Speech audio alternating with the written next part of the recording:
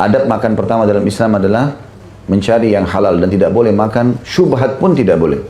Ragu-ragu, ini boleh nggak saya makan ya? Udah tinggalin aja. Karena syubhat dasarnya masuk dalam bab haram. Yang kedua membaca basmalah. Dan harus Bapak Ibu sekalian keluarkan suaranya. Walaupun kita sendiri, bismillah. Kita sendiri. Karena seringkali kena lezatnya makanan, ya, laparnya perut, kemudian hausnya tenggorokan, kita main ambil saja, masuk. Dan kita kadang-kadang dikelabui oleh syaitan supaya dia menghilangkan berkah makanan tersebut, tidak baca bismillah.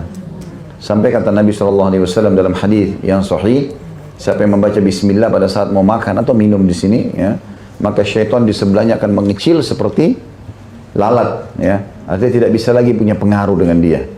Hanya dengan membaca bismillah. Dan bismillah ini setiap kali kita mulai perbuatan apapun, selama itu kebaikan, maka akan mendatangkan keberkahan. Sebagaimana sabda Nabi SAW, kullu amrin la yubda bismillah fahuwa aqta. Semua perkara yang tidak dimulai dengan bismillah, maka terputus dari rahmat Allah. Mau buka pintu, mau pakai sepatu, mau pakai pakaian, apa saja, mau buka lemari, bismillah. Kalaupun ada syaitan di situ akan kecil dan tidak akan bisa mengganggu kita. Nah, maka ini harus ditradisikan, dibiasakan. Dan untuk supaya kita tidak lupa, sebutkan bismillah. Tidak usah teriak-teriak, tidak usah bismillah gitu kan. Tapi cukup kita saja, ya. Mau buka pintu bismillah, mau buka lemari bismillah, mau naik ranjang bismillah. Semuanya kita baca bismillah selama perbuatan itu baik. Ya, selama perbuatan itu baik. Nah, terutama kita bicara sini masalah adab makan dan minum. Kemudian yang ketiga, makan dan minum dengan tangan kanan, ya. Makan dan minum dengan tangan kanan, dan ini tidak boleh dialihkan.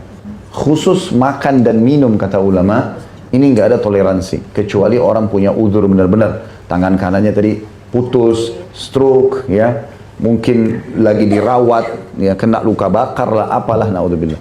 Selain daripada ini nggak ada alasan. Bagaimana kalau kidal, Ustaz? Tetap saja. Kidal pun tetap. Makan dan minum nggak ada toleransi. Menulis mungkin, ngangkat barang mungkin, tapi itu pun tetap dia harus terapi dirinya. Tapi khusus makan dan minum nggak bisa. Harus dia lakukan dengan tangan kanannya. Jadi dia berusaha. Subhanallah, saya pernah mempraktikkan dan melihat ke anak-anak saya tentang hadis ini. Itu ternyata memang dari kecil kita ini manusia sudah digoda syaitan agar makan dan minum dengan tangan kiri. Setiap kali saya kasih makanan, pasti ke tangan kanan, dia ke tangan kirinya. Dia selalu masukkan ke tangan kiri. Syaitan sudah goda dari kecil. Saya alihkan lagi, pindah ke tangan kanan. Kadang-kadang harus berulang-ulang kita ingatkan. Nanti mereka sudah mulai besar, sudah mulai remaja mungkin, baru mereka engah itu. Selama itu selalu diingatkan. Jadi syaitan sering mencari kesempatan untuk mencuri makanan itu. Hanya dengan makan dengan tangan kiri. Jadi subhanallah, jangan bilang, oh anak saya ini memang dasarnya kidal. Enggak. Biasakan, kasih ke tangan kanannya. Ingatkan, tangan kanan ya nak, baca bismillah. Saya kalau sama anak saya bilang, baca bismillah, sudah abati. Enggak, abati belum dengar, saya bilang. Belum dengar, saya mau dengar. Biasakan, bismillah, bagus. Enggak apa-apa, biar mereka jadikan kebiasaan. Karena kalau tidak, hal-hal yang sepele begini saja tidak dikerjakan, maka hal yang besar juga lebih tidak dikerjakan nanti. Kalau hal-hal yang kecil sudah biasa dikerjakan, maka akan sangat membantu untuk mengerjakan yang besar. Maka di sini kita harus membiasakan makan dan minum dengan tangan kanan, dan itu harus dibiasakan. Harus kita berdoa kepada Allah Subhanahu wa taala agar dimudahkan ini dengan cara setiap mau makan mau minum, ya Allah mudahkan agar saya tidak melupakan bismillah, kemudian tangan kanan, itu harus, dan saling mengingatkan. Ingat, alasan kidal dalam makan dan minum tidak diterima. Pasti bisa, nggak mungkin. Harus belajar. Kecuali hal-hal yang lain, menulis dia sudah terbiasa, itu pun dia coba terapi. Apa susahnya dari sini kiri pindah ke kanan, dapat pahala. Apalagi kita pakai selama kita hidup. Gitu kan? Tidak ada sesuatu yang sulit. Nah, ini kadang-kadang, maaf, saya di majelis sering lihat begitu. Lagi asyik dengan pengajian, tangan kiri yang masuk, angkat minumnya, masuk makannya. Kenapa tidak pakai tangan kanan? Ya. Tentu ini bukan hardikan ya, tapi peringatan. Kalau sampai kepada kita, alhamdulillah, kita harus bersyukur kepada Allah SWT. Teman-teman harus hati-hati ya, syaitan juga sering masuk ke dalam kejiwaan manusia. Untuk membuat dia menolak dakwah, itu dibuat sensitif untuk dakwah. Kalau untuk yang lain dia nggak sensitif, tapi kalau dakwah, sensitif sekali. Ah, ini orang sok tahu. Wah, masa sih sekeras itu? Syaitan buat begitu, tapi kalau bicara masalah bisnis, biar para bisnisnya orangnya kasar, nggak apa-apa bagi dia. Kan aneh. Maka syaitan buat dia sensitif dalam masalah dakwah. Enggak, kita harus tahu ini panduan hidup. Bersyukurlah kita kepada Allah kalau ada yang menyampaikan kepada kita. Jangan membangkang. Kita belum bisa amalkan, bilang maaf saya belum bisa amalkan. Alhamdulillah, kalau kamu sudah bisa amalkan, insya Allah saya akan amalkan ya, doakan saya. Itu kan baik. Daripada harus membangkang, marah-marah sama orang yang nasihatin. Ya itu parah sekali. Masa disampaikan kebaikan buat kita lalu kita menolak. Kan salah ya. Mestinya seperti itu. Maka ini pelajaran yang ketiga tentang pentingnya makan dan harusnya makan dengan tangan kanan dan tidak boleh ada pilihan. Pelajaran yang adab yang keempat dalam masalah makan adalah tidak menyelesaikan dengan satu suapan kecuali dasarnya memang itu kecil atau satu tegukan kalau minuman. Jadi sunnah Nabi SAW itu kalau minum mengganjilkannya. Ya, 3 kali misalnya. Jadi minum misalnya air putih walaupun kita haus. Bismillah minum. Kemudian lepas. Dan Abdullah bin Umar anhuma setiap kali minum baca bismillah, setiap kali lepas alhamdulillah. Bahkan beliau sering kali untuk mengatur pola minum yang masuk ke tubuhnya itu sampai 10 dan 11 kali kadang-kadang dalam satu gelas. Bismillah dilepas, alhamdulillah. Bismillah lagi, alhamdulillah, gitu loh. Jadi mencari pahala dari satu perbuatan yang luar biasa. Dan Nabi SAW juga ingatkan, jangan kalian minum seperti unta. Ya, unta itu kalau minum, dia kalau sedot air, dia nggak berhenti sampai sudah masuk sekian liter ke tubuhnya. Maka dilarang. Unta punya leher panjang, leher kita pendek. Jangan disamakan. Ya. Maka ini harus hati-hati juga karena ini adab. Dan ada banyak penelitian tentang masalah itu tentunya. Orang kalau tiba-tiba walaupun dia haus ya. Dan ada peringatan juga dari Allah sebenarnya. Sebelum medis ini ya. Kalau dia minum buru-buru biasanya keselak ya. Tenggorokannya jadi nggak nyaman. Jadi akhirnya batuk, akhirnya segala macam. Itu peringatan dari Allah. Tubuh kita sendiri menolak itu. Maka cara yang terbaik adalah minum. Gak letakkan lagi. Juga kalau kita berhadapan sama orang kalau kita lihat minumnya sopan, pelan-pelan, kita hormati orang itu. Ada orang minum langsung dihabisin. Ambil lagi dihabisin. Karena orang juga nilai negatif. Allah buat fitrahnya itu tidak baik. Gitu. Kalau orang tidak mengikuti sunnah Nabi alaihissalam. Yang kelima adalah tidak menghembuskan nafas atau bernafas pada saat mengunyah atau minum. Jadi misalnya kita lagi minum tadi, memang kita sudah nafas, pas kita mau baca bismillah minum, maka nafasnya ditahan. Bismillah lagi neguk, masukkan itu jangan bernafas. Lepaskan, hembuskan nafas lagi. Ya, itu sunnah Nabi SAW. Dia melarang untuk menarik nafas ataupun menghembuskan nafas di makanan ataupun minuman. Maka itu juga termasuk adabnya. Kemudian yang keenam adalah memakan sesuatu yang dihidangkan di hadapan. Ya. Sebagaimana sabda Nabi SAW kepada Salamah. Salamah ini anaknya Ummu Salamah. Kebetulan beliau nikah sama janda namanya Ummu Salamah, anaknya ada Salamah. Tinggal bersama Nabi SAW. Waktu lagi dihidangkan makan sama Nabi SAW, maka Nabi bilang, wahai anak kecil, Samillah. Pertama sekali baca bismillah. Wa kul biyaminik, makan dengan tangan kananmu. Wa kul mimma yalik, dan makan apa yang dihidangkan di hadapanmu. Di sini khilaf ulama tentang masalah makan di hadapanmu. Ada yang mengatakan selama dia masih satu meja, maka masih dianggap hadapan. Dan meja itu ukuran memang untuk 1-2 orang makan, ya. Tapi kalau meja itu dasarnya panjang, maka cukup yang kira-kira kita terjangkau. Karena kalau kita ambil di sini, ambil di sana, ambil di sana, maka orang juga menilai tidak baik, ya. Beda kita tidak bicara kalau prasmanan ya. Prasmanan memang ini khusus nasi, sana khusus untuk tempe, sana untuk daging, beda.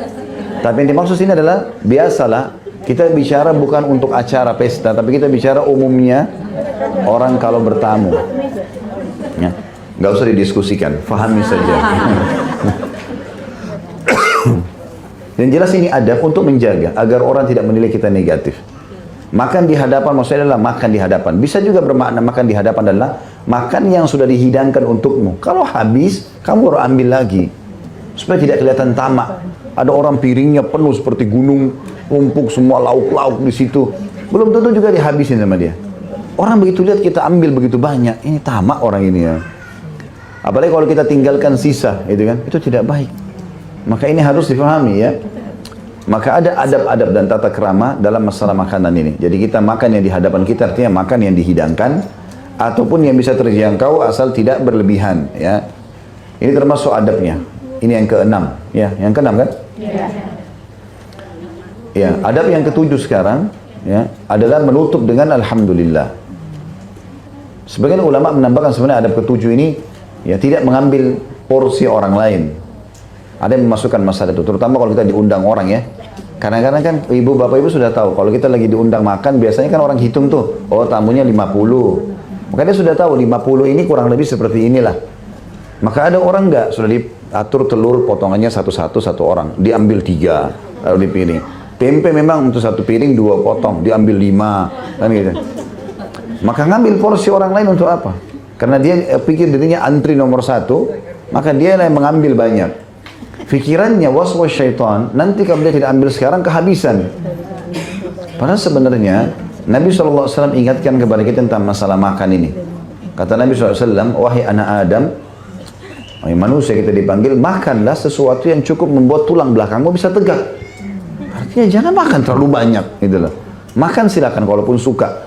Sehingga ini nanti orang kalau makan terlalu banyak berlebihan juga, dalam arti kata nanti orang menilai negatif, apalagi kalau di depan orang ya. Ini sendiri saja adab-adab ini kita terapkan, apalagi kalau depan orang gitu ya. Maka ini harus digarisbawahi juga adab yang ketujuh di sini, tidak mengambil porsi orang lain. Ya. Diceritakan dari kisah kecilnya Nabi Muhammad SAW pada saat ibunya meninggal umur 6 tahun, beliau dididik oleh kakeknya Abdul Muttalib 6-8 tahun. Begitu di 8 tahun sampai menikah itu tinggal sama pamannya Abu Talib. Abu Talib kebetulan punya anak banyak. Dan apa yang ada hari itu, dan Abu Talib terkenal bukan orang yang kaya, dia punya pendapatan yang pas-pasan. Jadi kalau istrinya lagi masak makanan di nampan untuk anak-anaknya, dihidangkan, anaknya pada berebut, ya, takut kehabisan gitu ya. Maka mereka pada berebut. Nabi SAW sendiri mojok, nggak pernah ambil. Ditunggu kalau ada sisa baru beliau makan. Padahal kadang-kadang dikatakan dalam buku-buku sejarah, kadang-kadang Nabi SAW lapar sampai 2-3 hari.